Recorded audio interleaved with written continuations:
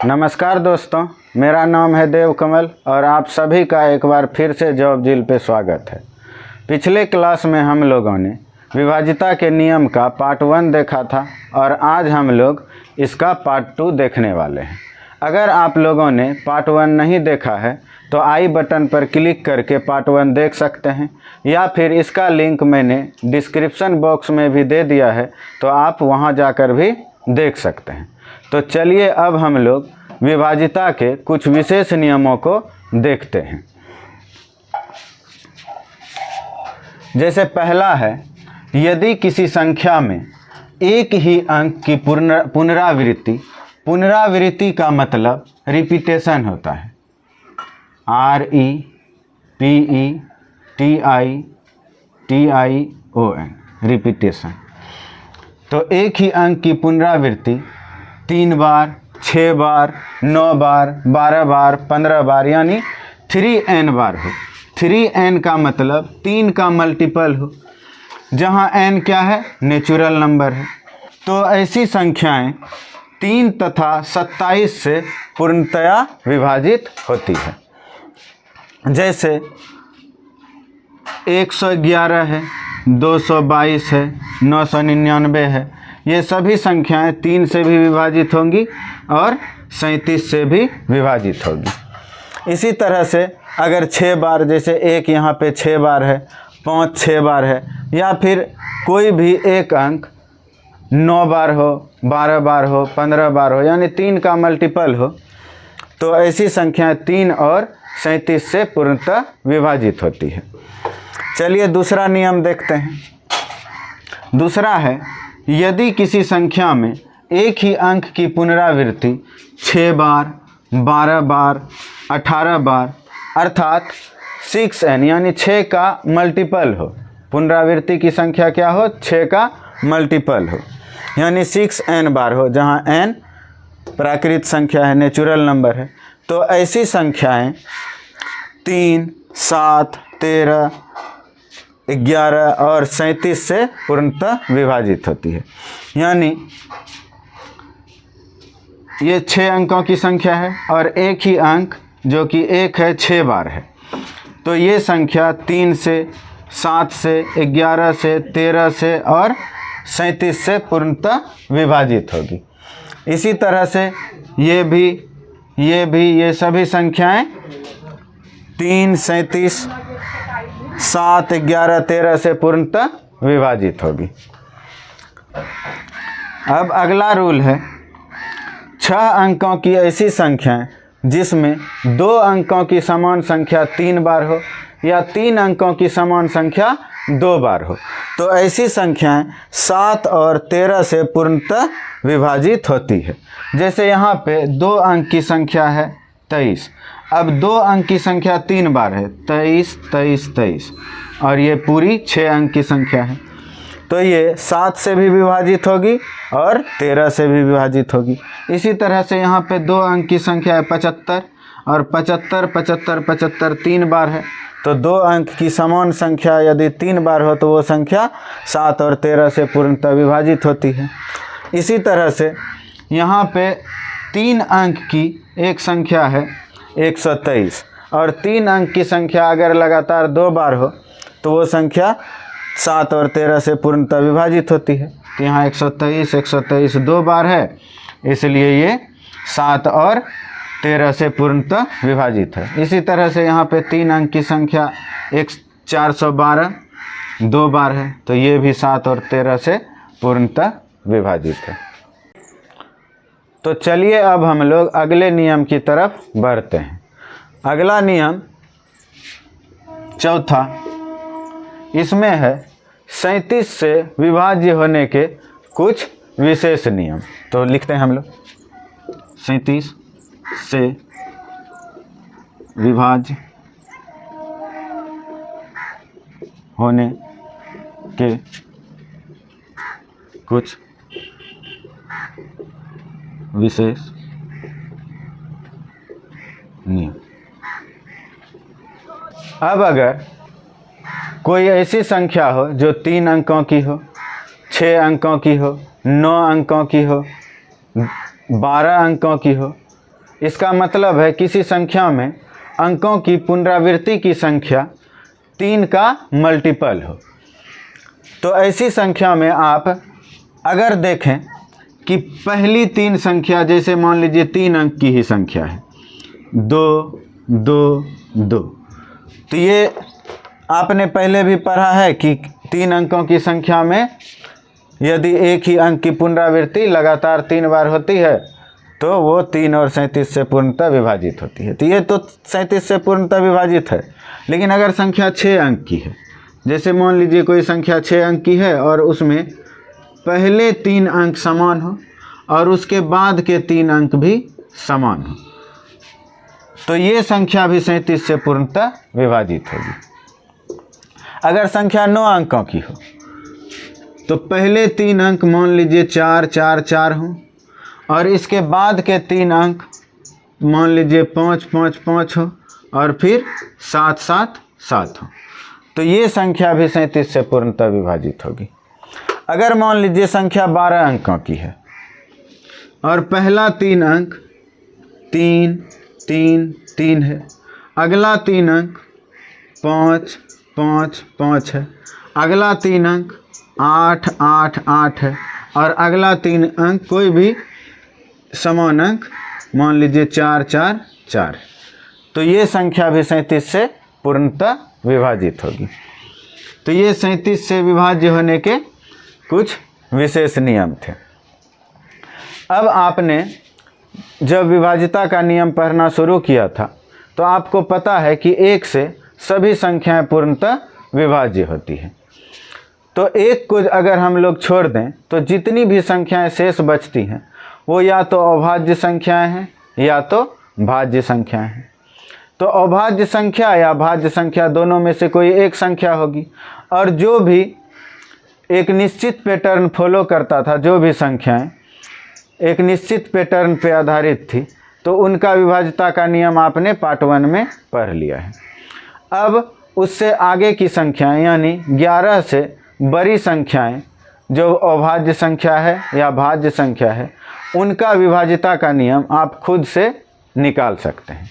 तो चलिए पहले हम लोग अभाज्य संख्याओं के विभाज्यता के नियम कैसे निकालेंगे ये सीखते हैं।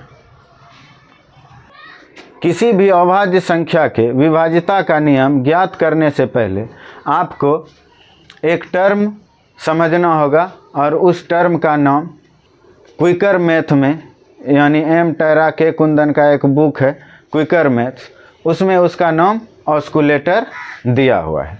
तो एक टर्म ऑस्कुलेटर को हम लोग समझते हैं।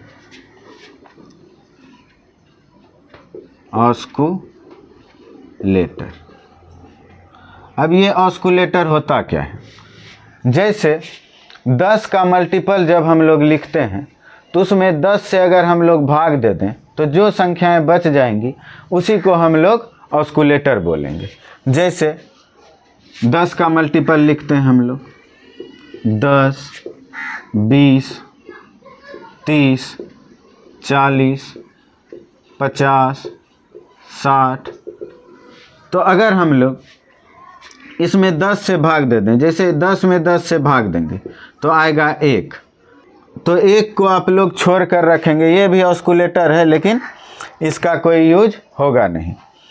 अब जैसे 20 है, 20 में हम लोग 10 से भाग देंगे तो आएगा 2, तो ये 2 ऑस्कुलेटर है। 30 में हम लोग जब 10 से भाग देंगे तो आएगा 3, ये भी एक ऑस्कुलेटर है। 40 में जब हम लोग 10 से भाग देंगे आएगा 4, ये भी एक ऑस्कुलेटर है। इसी तरह से 50 में 60 में 70 में 80 में जब 10 से भाग देकर जो भागफल प्राप्त होता है वही हमारा ऑस्कुलेटर होता है। अब ऑस्कुलेटर जो होता है वो 2 तरह का होता है। एक होता है वन मोर ऑस्कुलेटर, वन मोर ऑस्कुलेटर, और एक होता है निगेटिव ऑस्कुलेटर।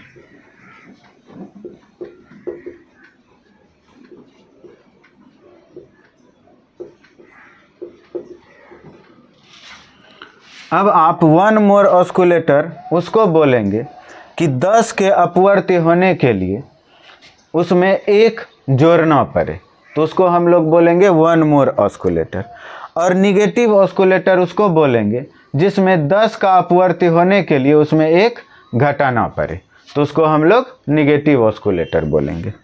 जैसे मान लीजिए हम एक संख्या लेते हैं, एक अभाज्य संख्या लेते हैं 7। आप इसका अपवर्त लिखना शुरू करेंगे और इसके अपवर्त में जैसे ही 1 या 9 दिखाई दे तो आप वहीं पे रुक जाएंगे। तो इसका अपवर्त लिखना शुरू कीजिए, 7, 14, 21। अब यहाँ पे हमें 1 दिखाई दिया, अच्छा 1 या 9 इकाई स्थान पे दिखाई दे तो आप रुक जाएंगे। ऐसा नहीं कि जैसे 14 में यहाँ पे 1 दिखाई दिया आप रुक गए, ये दहाई के स्थान पर है। अगर इकाई के स्थान पर 1 या 9 दिखाई दे तो आप वहीं पे रुक जाएंगे। अब आप यहाँ पे देखिए, इसको 10 का अपवर्ती होने के लिए इसमें 1 माइनस करना होगा। तो यहाँ पे अगर हम लोग 1 माइनस करेंगे तो आएगा 20, और 20 का ऑस्कुलेटर लेने के लिए हमें पता है कि इसमें 10 से भाग देना होगा, आएगा 2। अब ये 2 जो है निगेटिव ऑस्कुलेटर है, क्योंकि ये 1 माइनस करने से मिला है। तो अब हम लोग जो रूल बनाएंगे वो बनाएंगे, यदि किसी संख्या के इकाई अंक का 2 गुना, और यहाँ पे निगेटिव ऑस्कुलेटर हमें मिला है, तो इकाई अंक का 2 गुना शेष बची संख्या में घटाने से यदि वो संख्या 7 से पूर्णतः विभाजित है तो पूरी संख्या 7 से पूर्णतः विभाजित होगी। जैसे 343 है। अब यहाँ पे ये इसको चेक करना है 7 से विभाजित है या नहीं, तो इकाई अंक को छोड़ दीजिए और इकाई अंक का 2 गुना शेष बची संख्या में घटाइए, तो 3 दूना 6, यहाँ पे आया 28। अब 28 7 से पूर्णतः विभाजित है, तो 343 भी 7 से पूर्णतः विभाजित होगा। अब हम लोग दूसरी अभाज्य संख्या की ओर चलते हैं। जैसे हमें 13 का नियम निकालना हो। अब हम 13 का विभाज्यता का नियम निकालते हैं। तो सबसे पहले हम लोग क्या करेंगे, 13 का अपवर्ती लिखना शुरू करेंगे।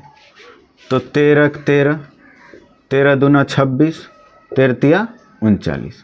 अब आपको पहले से पता है कि यदि इकाई अंक के स्थान पे 1 या 9 आ जाए तो हमें वहीं पे रुक जाना है, तो यहाँ पे आप रुक गए। अब देखिए, इसको 10 का अपवर्ती होने के लिए इसमें 1 जोड़ना पड़ेगा, तो इसमें अगर हम लोग 1 जोड़ेंगे तो ये आ जाएगा 40, और इसका ऑस्कुलेटर निकालने के लिए इसमें 10 से भाग देना पड़ेगा। 40 में 10 से भाग देंगे तो आएगा 4। अब ये 4 कौन सा ऑस्कुलेटर है, तो 1 जोड़ना पड़ा था, इसलिए ये 1 मोर ऑस्कुलेटर है, ये 1 मोर ऑस्कुलेटर है। अब 1 मोर ऑस्कुलेटर अगर मिले तो जो भी ऑस्कुलेटर मिले इकाई अंक का उतना गुना हम शेष बची संख्या में जोड़ते हैं। जैसे मान लीजिए 117 है। अब ये 13 से विभाज्य है या नहीं, तो क्या करना है, इकाई अंक को छोड़ देंगे और इकाई अंक के 4 गुने को आप शेष बची संख्या में जोड़ेंगे, तो 7 चौके 28। अब 28 को आप इसमें जोड़िए, 8 1 9 2 1 3। अब यहाँ पे आया 39 जो 13 से विभाज्य है, तो ये 117 भी 13 से विभाज्य है। अब दूसरी अभाज्य संख्या की ओर हम लोग चलते हैं। जैसे 13 के बाद 17 है, इसका देखते हैं। इसका अपवर्त लिखना शुरू कीजिए, 17 17, 17 दूना 34, 17 तिया 51। अब यहाँ पे इकाई अंक के स्थान पर 1 आ गया तो हम लोग रुक जाएंगे। अब देखिए, इसको 10 का अपवर्ती होने के लिए इसमें -1 करना होगा, तो हम लोग -1 करते हैं, आया 50, और 50 में 10 से भाग देंगे तो ऑस्कुलेटर प्राप्त होगा 5। अब ये 5 कौन सा ऑस्कुलेटर है, तो चूँकि 1 माइनस करना पड़ा था इसलिए ये निगेटिव ऑस्कुलेटर है। तो 17 का विभाज्यता का नियम हम लोग क्या बनाएंगे, यदि किसी संख्या के इकाई अंक का 5 गुना शेष बची संख्या में, शेष बची मतलब इकाई अंक को छोड़ के शेष बची संख्या में घटाने से यदि वो संख्या 17 से पूर्णतः विभाजित होती है तो पूरी संख्या 17 से पूर्णतः विभाजित होगी। अब जैसे एक संख्या है 197, इसको आप चेक करना है आपको कि ये संख्या 17 से विभाज्य है कि नहीं। तो आप इकाई अंक का 5 गुना इसमें घटाएंगे तो 7 5 35। अब घटाना है तो बड़ी संख्या में छोटी संख्या को घटा के बड़ी संख्या का चिन्ह रख लेंगे। 30 में 10 गया 20 और 5 में 9 गया -4, तो 16 और माइनस यहाँ पे लगा दीजिए। अब 197 17 से पूर्णतः विभाजित नहीं है, लेकिन आप अगर 187 लें, अब यहाँ पे इकाई अंक का 5 गुना इसमें घटाइए, 7 5 35। 30 में 10 गया 20 और 5 में 8 गया -3। 20 में -3 करेंगे तो 17 और माइनस लगा देंगे। आप चिन्ह को मत देखिए, आप सिर्फ देखिए कि 17 17 से विभाज्य है या नहीं। तो हाँ है, तो 187 17 से पूर्णतः विभाज्य है। तो आप इस तरह से किसी भी अभाज्य संख्या का विभाज्यता का नियम खुद से निकाल सकते हैं। अब हम लोग देखते हैं भाज्य संख्या के विभाज्यता का नियम कैसे निकालेंगे। अब भाज्य संख्या को हम लोग पहले लिखते हैं, जैसे 4 6 8 9 10 12 14 15 16 18 20 21 22 24 25 26 27 28 ... अब हम लोग देखते हैं कि इनका विभाज्यता का नियम हम लोग कैसे ज्ञात करेंगे। अब इसमें से कुछ संख्या को आप लोग छोड़ देंगे। जैसे आपको 9 के विभाज्यता का नियम पता है कि आंकिक योगफल 9 होना चाहिए। फिर 10 से विभाज्य होने के लिए अंतिम अंक या इकाई अंक 0 होना चाहिए। फिर उसके बाद 20 में अंतिम अंक 0 है तो कटा दीजिए, फिर 2 से विभाज्य है या नहीं वो देख लीजिए, तो इसको छोड़ दीजिए। फिर अब देखिए यहाँ पे एक संख्या है 4 8 16, इसी तरह से आगे 32 64। इनको अगर हम लोग देखें तो ये कैसे बने हैं। जैसे हम लोग देखते हैं 4 को, तो इसको लिखते हैं 2 पर पावर 2। फिर देखते हैं 8 को, तो 2 पर पावर 3। फिर देखते हैं 16 को, 2 पर पावर 4। 32 को 2 पर पावर 5। तो 4 8 16 32 यानी 2 का घात अगर आप बढ़ाते जाएंगे तो इनका विभाज्यता का नियम ज्ञात करने के लिए 4 का विभाज्यता का नियम आप याद रखेंगे। 4 का विभाज्यता का नियम था कि यदि किसी संख्या में अंतिम 2 अंकों की संख्या 4 से विभाज्य हो तो पूरी संख्या 4 से विभाजित होती है। तो अंतिम 2 अंकों की संख्या यहाँ पर 2 पर पावर 2 है, तो अंतिम 2 अंकों की संख्या हम लोग विभाजित है या नहीं देखते थे। इसी तरह से यहाँ पे 8 में 2 पर पावर 3 है, तो अंतिम 3 अंकों की संख्या हम लोग देखेंगे।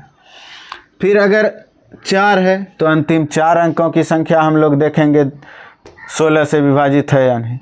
फिर अगर 2 पर पावर 5 है तो अंतिम 5 अंकों की संख्या हम लोग देखेंगे 32 से विभाजित है या नहीं। इसी तरह से 64 में अंतिम 6 अंकों की संख्या हम लोग देखेंगे वो 64 से विभाजित है या नहीं। अगर संख्या छोटी हो, मान लीजिए इसमें है कि अंतिम 5 अंकों की संख्या देखना है तो भाग दे के देखना, ये भी हार्ड है। तो अगर 32 से वो विभाज्य होगा तो ऑब्वियसली वो 4 से भी विभाज्य होगा। तो हम लोग छोटी संख्या से चेक करना शुरू कर देंगे। पहले 4 को ही देख लेंगे कि 4 से कटता है या नहीं। फिर 4 से कटता है 3 अंक को देख लेंगे 8 से कटता है या नहीं।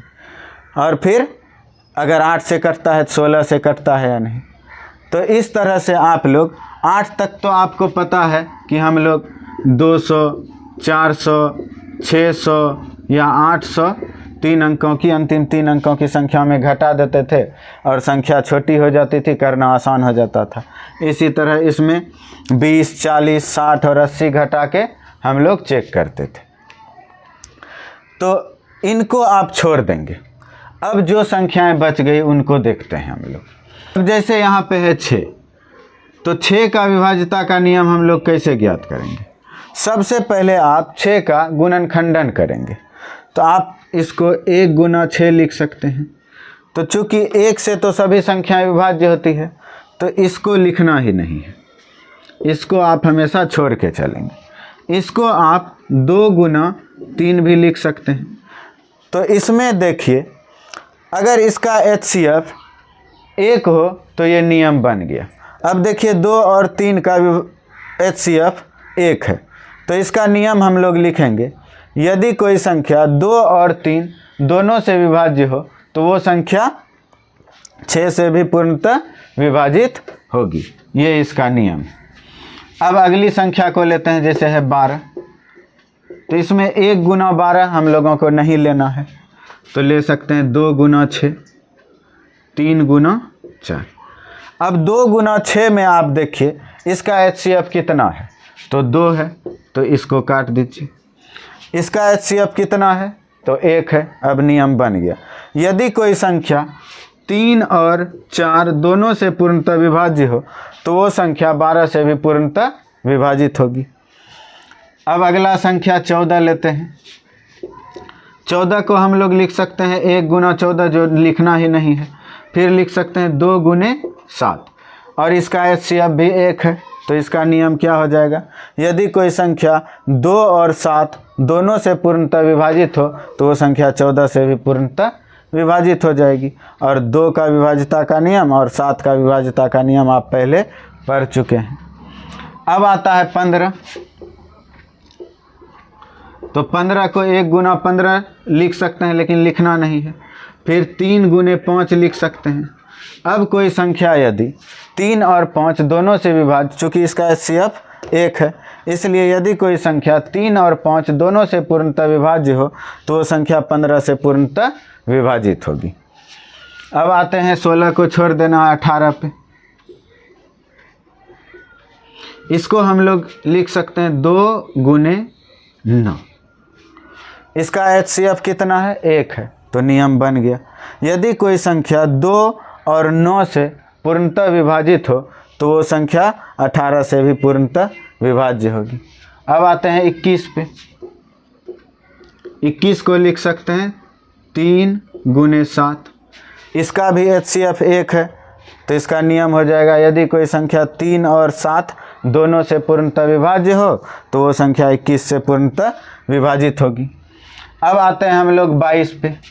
तो 22 को हम लोग लिख सकते हैं 2 गुना 11।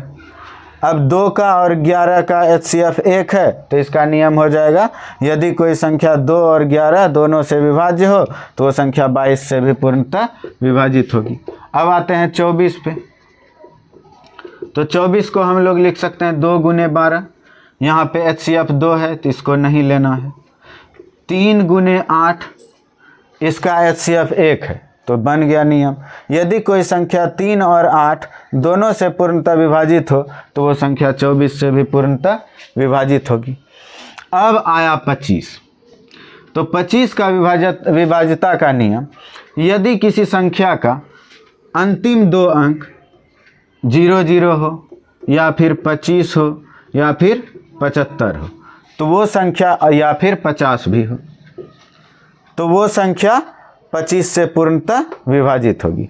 यानी इकाई और दहाई का अंक आप सिर्फ देखेंगे कि अगर 00 है तो 25 से पूर्णतः विभाजित होगा, 25 है तो 25 से पूर्णतः विभाजित, 50 या 75 भी है तो 25 से पूर्णतः विभाजित हो जाएगा। 26 को आप लिखेंगे 2 गुना 13।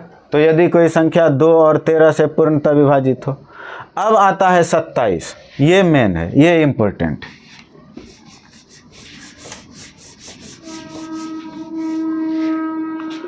अब 27 को हम लोग लिख सकते हैं 3 पर पावर 3। अब यहाँ पे 3 गुना 3 गुना 3 ही है, और 3 को अगर हम लोग लेंगे तो इसका HCF क्या हो जाएगा, 3 ही हो जाएगा। इसलिए ये भले ही भाज्य संख्या है, लेकिन इसका रूल आप अभाज्य संख्या का जो रूल पर है उस पर ला सकते हैं। जैसे 27 तिया 81। अब यहाँ पे 10 का अपवर्ती होने के लिए इसमें 1 कम करना पड़ेगा, तो आ गया 80। इसमें अगर हम लोग 10 से भाग देंगे तो ऑस्कुलेटर आया 8।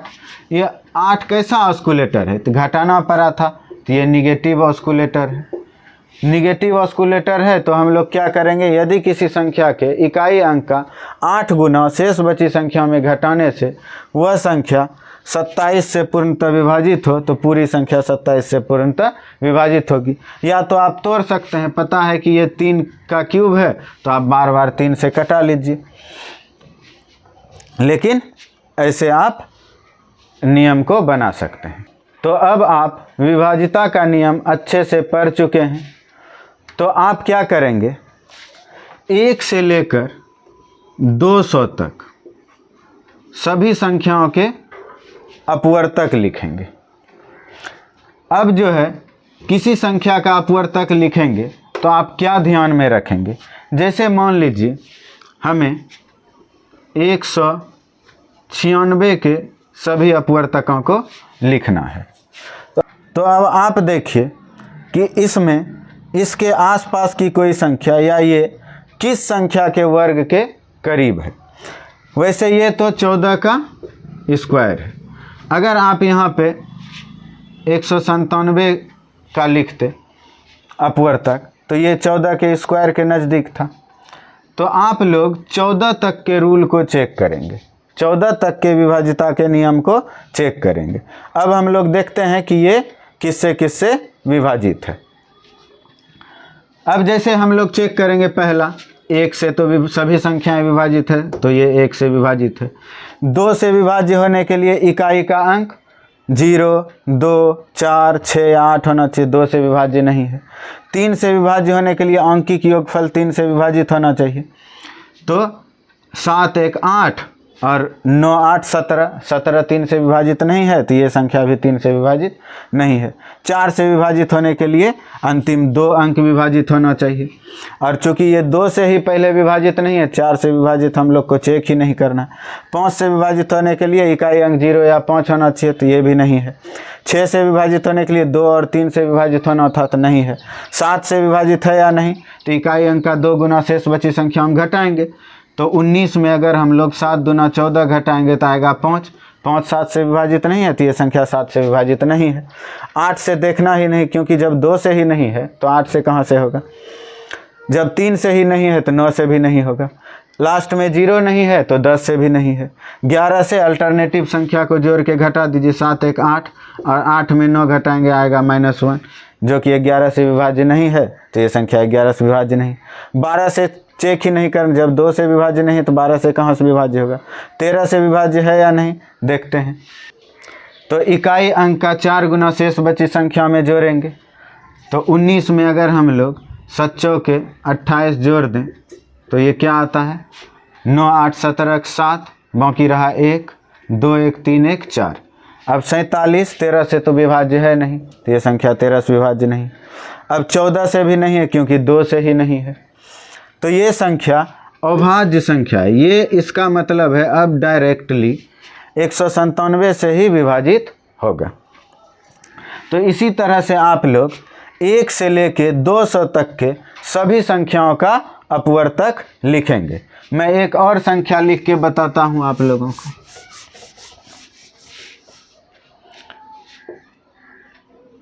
जैसे 156, इसका अपवर्तक लिखना है, तो ये किसके स्क्वायर के नज़दीक है। 14 का स्क्वायर 196 हुआ था, 13 का स्क्वायर 169 इसके आसपास है, ठीक है ना। अगर 12 का स्क्वायर देखें तो फिर 144 144 इन दोनों के बीच में, तो हम लोग 13 तक मैक्सिमम चेक कर लेंगे। तो देखते हैं, 1 से तो सभी संख्याएं विभाज्य है, 2 से भी विभाज्य है क्योंकि लास्ट में 6 है, अंकिक योगफल देखेंगे 6 कट जाता है 3 से, 5 1 6, 3 से कटता है 3 से विभाजित। अब 4 से विभाजित है या नहीं, इसमें 40 या 60 घटाइए तो आता है 4 या फिर 16, 4 से विभाजित है। 5 से विभाजित होने के लिए 0 या 5 होना था इकाई अंक में, नहीं है, 5 से विभाजित नहीं है। 6 से विभाजित होने के लिए 2 और 3 से होना चाहिए, तो दोनों से है तो ये 6 से विभाजित है। 7 से विभाजित होने के लिए इकाई अंक का 2 गुना कर शेष बची संख्या में घटाएंगे, तो 15 में 6 दूना 12 को घटाएंगे, आएगा 3, 7 से विभाजित नहीं है। 8 से विभाजित होने के लिए 3 अंक, अंतिम 3 अंकों की संख्या में हम लोग भाग देते हैं, तो हम लोग एक बार देख लेते हैं 8 से विभाजित है या नहीं। तो 8 1 8 बच गया 7, और फिर 76 8 से विभाजित नहीं है, तो फिर ये संख्या 8 से विभाजित नहीं है। अब 9 से, तो ये अंकिक योगफल 9 से विभाजित होना चाहिए। 6 1 7 5 12, 9 से विभाजित नहीं है तो यह संख्या 9 से विभाजित नहीं है। 10 से विभाजित होने के लिए अंतिम अंक 0 होना चाहिए, नहीं है तो ये 10 से विभाजित नहीं है। 11 से विभाजित है कि नहीं, अल्टरनेटिव संख्या को जोड़कर फिर माइनस करते हैं, तो 6 1 7 में 5 गया 2, और 2 11 से विभाज्य नहीं है तो ये संख्या भी नहीं है। 12 से विभाज्य है या नहीं, तो 12 से विभाज्य होने के लिए 3 और 4 दोनों से विभाज्य होना पड़ता है, और यहाँ 3 और 4 दोनों से विभाज्य है, तो ये संख्या 12 से भी विभाज्य है। अब 13 से विभाज्य नहीं होगा क्योंकि 12 से ये विभाज्य है। अच्छा, 13 से भी ये विभाज्य है, बर 13 56। अब 13 का विभाज्यता का नियम क्या है, तो इकाई अंक का 4 गुना शेष बची संख्या में जोड़ते हैं, तो यहाँ पे इकाई अंक का 4 गुना शेष बची संख्या 15 में जोड़ते हैं। 6 चौक 24, 5 4 9 2 1 3, 39 13 से विभाज्य है, तो ये संख्या 13 से विभाज्य है। अब जो है 13 तक हम लोगों ने चेक किया। अब 13 से ये कितने बार में कटा, तो 12 बार में, तो यहाँ पे 12 है। अब फिर जो है 12 और 13 का कम हो गया, 6 से कितने बार में कटा है, तो इसमें 6 से इसमें भाग दीजिए, 6 दूना 12 और बच गया यहाँ पे 3, 6 6 36, फिर ये 26 से कटेगा। फिर उसके बाद जो है 4 से इसमें भाग दीजिए, तो 4 तिया 12 और बच गया फिर यहाँ पे 3, 4 से 9 बार में, फिर ये 39 से कटेगा। फिर 3 से इसमें भाग दीजिए, 3 5 15, 3 दूना 6, फिर ये 52 से कटेगा। फिर 2 से इसमें भाग दीजिए, 2 7 14, 2 8 16, 78 से कटेगा, और फिर 1 से 156 बार में कटेगा। तो ये इसके अपवर्तक है, यानी 156 के 1 2 3 4 5 6 7 8 9 10 11 12 अपवर्तक। अगर आपको जांच करना है कि ये सही है नहीं, तो इसका जांच करने का भी एक तरीका है। आप इसका अभाज्य गुणनखंड लें 156 का, 2 से भाग दीजिए, 2 7 14, 2 8 16, फिर 2 से भाग दीजिए, 2 तिया 6, 2 9 18, फिर 3 से, 3 1 3, 3 तिया 9। अब इसको हम लोग लिख सकते हैं 156 को 2 पर पावर 2 गुने 3 पर पावर 1 गुने 13 पर पावर 1, यानी अभाज्य संख्या के अधिकतम घात में इसको लिख देंगे, और सभी के घात में 1 जोड़कर उसे आपस में गुना करके देखेंगे। अब देखिए, इसमें अगर हम लोग 1 जोड़ेंगे तो 2 में 1 जोड़ेंगे तो आ जाएगा 2 1 3 गुना, इसमें 1 जोड़ेंगे 1 जोड़ 1 गुना, इसमें भी 1 जोड़ेंगे 1 जोड़ 1। अब गुना कीजिए, 3 गुना 2 गुना 2, 3 दूना 6 दूनी 12, यानी 156 के 12 अपवर्तक हैं, और ये 12 अपवर्तक ये रहे। तो इस तरह से आप चेक भी कर सकते हैं कि आपका सही है या नहीं। तो विभाजिता का नियम आपको याद भी हो जाएगा, 1 से 200 तक का आप खुद से करके देखेंगे। तो चलिए, आज विभाजिता का नियम कंप्लीट होता है। तो अगर आपको ये वीडियो अच्छा लगा हो तो वीडियो को लाइक कीजिए, अपने दोस्तों के साथ शेयर कीजिए, और अगर अभी तक आपने हमारे चैनल को सब्सक्राइब नहीं किया है तो प्लीज़ चैनल को सब्सक्राइब करके बेल आइकन ज़रूर प्रेस कर दें, ताकि हमारी अगली वीडियो जैसे ही अपलोड हो तो उसकी नोटिफिकेशन सबसे पहले आप तक पहुंच सके। धन्यवाद।